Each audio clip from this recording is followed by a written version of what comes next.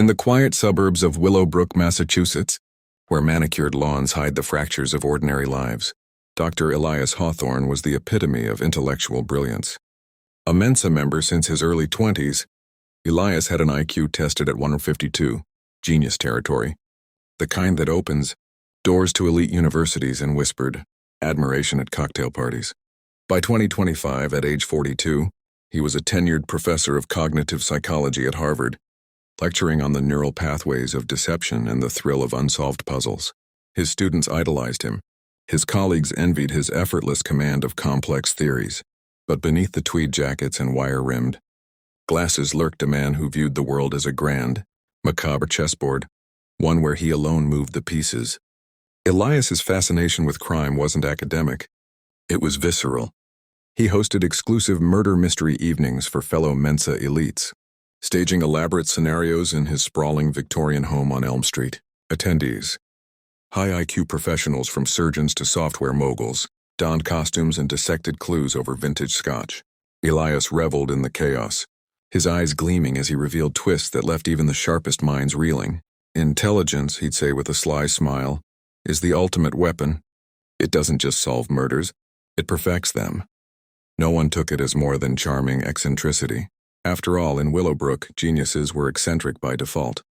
But Elias's real experiments began in solitude.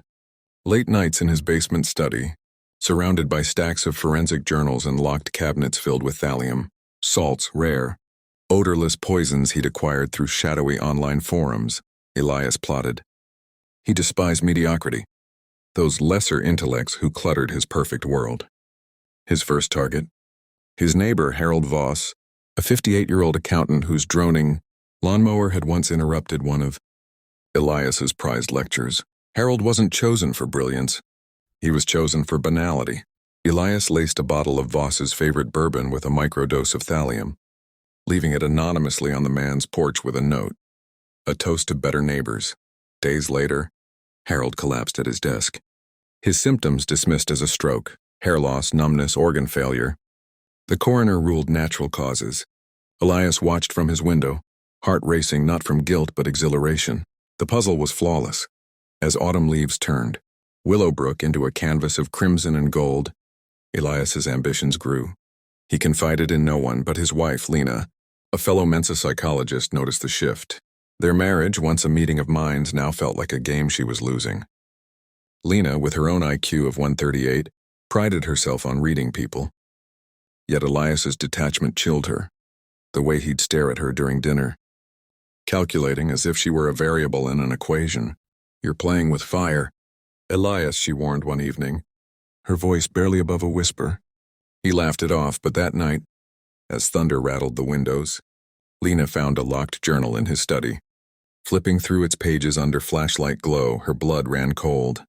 Detailed schematics for the Cascade, a chain of poisonings, designed to mimic a viral outbreak, targeting the unworthy in their social circle.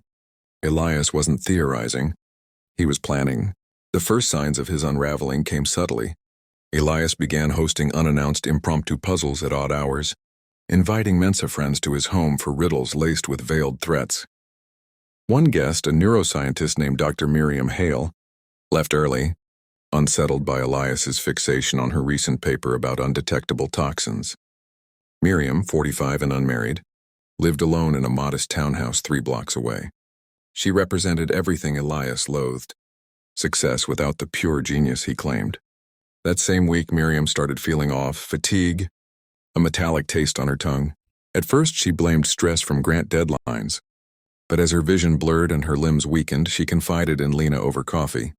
"It's like my body's betraying me," Miriam said, her hands trembling around the mug. Lena's mind raced back to the journal. Was this coincidence, or was her husband turning theory into terror? As Miriam was rushed to the ER, tests revealed elevated thallium levels, poisoning deliberate and slow. Willowbrook's first mystery illness made local headlines, but no one connected it to the charming professor next door. Elias, sipping tea in his study, smiled at the article. The game had begun, and he was 3 moves ahead. Miriam Hale never came home from the hospital. 2 days after the thallium was confirmed, she slipped into a coma and died quietly at 7:17 a.m. The official cause, Complications from heavy metal poisoning. Source unknown. The police filed it as an industrial accident. Elias read the obituary. With the same detached curiosity, he reserved for crossword puzzles, one down. But Miriam's death cracked the perfect silence he craved. Mensa's New England chapter buzzed with paranoia. WhatsApp groups lit up. Has anyone else been feeling sick? My hair is falling out in clumps. I swear someone was in my house. Elias watched the messages scroll, sipping black coffee, thrilled by the ripple effect. He called it the cascade. One death triggers fear. Fear triggers mistakes. Mistakes expose the weak. Natural selection accelerated. His second target was chosen with surgical cruelty. Dr. Rajiv Patel, a 39-year-old cardiologist who had once corrected Elias in front of 30 Mensa members over a trivial statistics debate. Rajiv lived alone in a glass-walled modernist house overlooking the Charles River. Elias spent weeks studying his routines, morning, rowing at 5:45, black espresso from the same local roaster, weekly dry cleaning drop-off.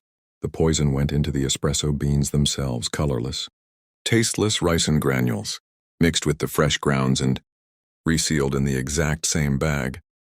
Rajiv brewed his usual cup on a foggy October morning. By evening, he was vomiting blood in the ER, his heart failing in ways no doctor could explain. Lena knew. She had started sleeping in the guest room, triple-checking every bottle in the house. One night, she woke to the soft click of the basement door. Barefoot, heart hammering, she crept downstairs. Elias stood beneath a single red bulb wearing nitrile gloves, weighing pale powder on a jeweler's scale. The air smelled faintly of bitter almonds. He didn't turn when she whispered his name. Instead, he said almost tenderly, "You were always the smartest person in every room, Lena. Except this one." She fled upstairs and locked the door, but the message was clear. She was next. Or worse, she would be forced to watch. By the end of October, Willowbrook recorded for an unusual cluster of unexplained deaths. Miriam, Rajiv, and now a retired judge who had humiliated Elias at a charity auction years earlier. All high IQ targets. All slow, agonizing poisonings. Local news began calling it the Genius Killer. Elias leaned into the nickname, posting cryptic riddles on the Mensa forum under a burner account. What has an IQ of 160 and leaves no trace?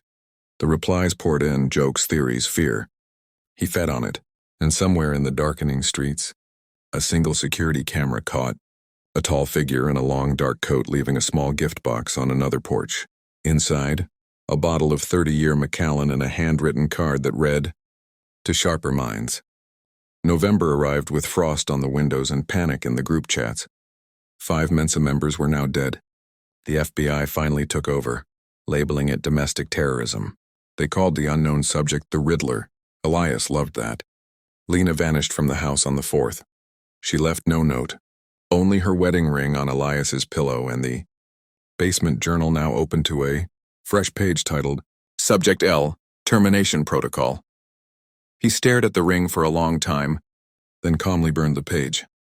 What Elias didn't know, Lena had copied everything. For weeks she'd been meeting a young forensic toxicologist named Agent Sarah Chen in deserted parking garages, handing over photos, samples, the locked journal's duplicate key. Sarah's lab confirmed thallium, ricin, and a custom synthetic called NX9. Untraceable, cooked in Elias's own basement. The noose was forming. Elias just couldn't see the rope yet. The 6th victim survived barely. Tech billionaire Marcus Liu woke up choking in his own bed.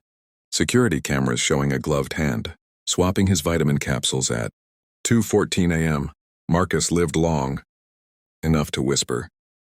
One word to the paramedics, Mensa. That was enough. Federal raids hit every high IQ suspect in New England. Elias watched the news with mild amusement until armored vans screeched outside his Victorian at dawn. He was sipping tea in the kitchen when the battering ram took the door. For the first time in years, Dr. Elias Hawthorne felt something close to fear. They found the poisons, the journals, the wall of crossed-out faces. But they did not find Lena. They arrested Elias on live television. Handcuffed in silk pajamas, he still managed to look bored, as if the agents were simply interrupting his morning crossword. When they asked where Lena was, he smiled and said, "Checkmate is a cooperative game." But Lena was already 3 states away, watching the arrest on a burner phone in a cheap motel. She had planned this for months. Every poison vial now in evidence had her invisible UV, markings only she could see, her own private signature. Every journal page was laced with synthetic DNA that pointed to Elias and only Elias.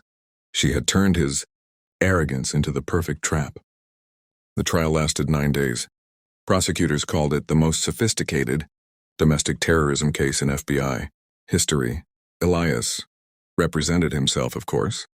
He cross-examined witnesses with chilling precision, reducing grown detectives to stammers. On day 7, he looked at the jury and said calmly, "You are convicting intelligence itself." The gallery gasped. The jury took 4 hours to return guilty on all 23 counts. Sentencing day. The courtroom was silent as the judge read, "Life without parole. ADX Florence, solitary 23 hours a day." Elias showed no reaction until the very end. Then he leaned into the microphone and whispered one sentence that made every reporter's skin crawl. "Tell Lena the board resets in 25 years. 6 months later, a new prisoner arrived at ADX, female maximum security. Her inmate number ended in the digits 138, her old IQ score. Guards say that twice a week during separate yard time. Dr. Elias Hawthorne and inmate Lena. Hawthorne are walked past the same bulletproof glass window. They never speak. They simply stare. And every single time, without fail, Lena smiles first. Some games, genius or not, you never stop playing.